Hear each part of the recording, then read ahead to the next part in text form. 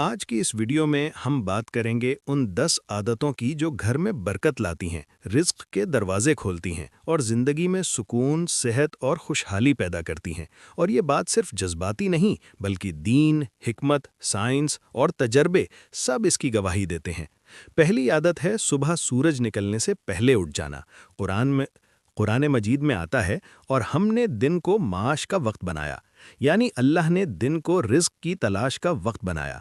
और हदीस में हज़रत मोहम्मद सल्लल्लाहु अलैहि वसल्लम की दुआ मिलती है, ऐ अल्लाह मेरी उम्मत के लिए सुबह के वक्त में बरकत रख दे। साइंस भी कहती है कि फजर के वक्त उठने से दिमाग में कार्टिसोल और सेरोटोनिन मुतवाजिन होते हैं, फोकस बढ़ता है, और जो लोग जल्दी उठते हैं वो ज़्यादा प्रोडक्टिव और माशी तौर पर कामयाब पाए गए हैं। बुजुर्ग कहते थे, जो सोया वो खोया। दूसरी आदत खाने के बाद अल्हम्दुलिल्लाह कहना है। शुक्र दिल को मुतमईन करता है। मस्बत नफ्सियात यानी पॉजिटिव साइकोलॉजी के माहिरीन कहते हैं कि ग्रैटिट्यूड प्रैक्टिस करने वाले अफराद में डिप्रेशन कम और खुशी ज़्यादा होती है। कुरान का वादा है, अगर तुम शुक्र करोगे तो मैं तुम्हें और ज़्यादा दूंगा। यानी शुक्र सिर्फ लफ्ज़ नहीं, एक कानून है। जो नेमत पर शुक्र करता है वो नेमत महफूज हो जाती है। एक छोटा वाक़या है कि एक शख्स हमेशा हर हाल में अल्हम्दुलिल्लाह कहता था। लोगों ने पूछा क्यों? उसने कहा, क्योंकि जो है भी वो किसी के पास नहीं। तीसरी आदत घर में खुशबू लगाना है। खुशबू सुन्नत भी है और साइंस भी कहती है कि अच्छी खुशबू दिमाग के लिम्बिक सिस्टम को मुतासिर करती है, जिससे मूड बेहतर होता है। घर में खुशबू रहमत, सुकून और मुस्बत तवानाई का माहौल बनाती है। कहावत है, जहां खुशबू हो वहां दिल रुकना चाहता है। चौथी आदत दरवाजे के पास गंदगी ना रखना है।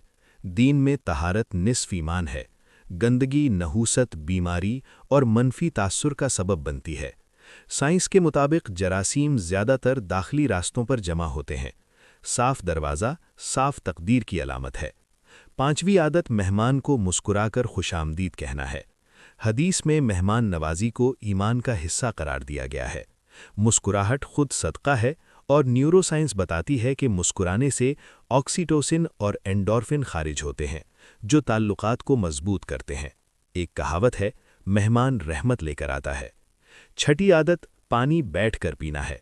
तिब्बे नबवी में इसकी ताकीद मिलती है। मेडिकल साइंस कहती है कि बैठकर पानी पीने से निज़ाम हज़्म बेहतर काम करता है और मेदे पर दबाव कम पड़ता है। सातवीं आदत दीवारों से जाले साफ करना है।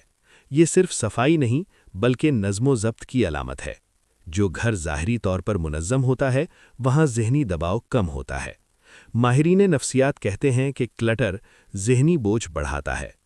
आठवीं आदत खाने के टुकड़े ज़ाया ना करना है। इस्लाम में इसराफ नापसंदीदा है। आज दुनिया में करोड़ों लोग भूख का शिकार हैं।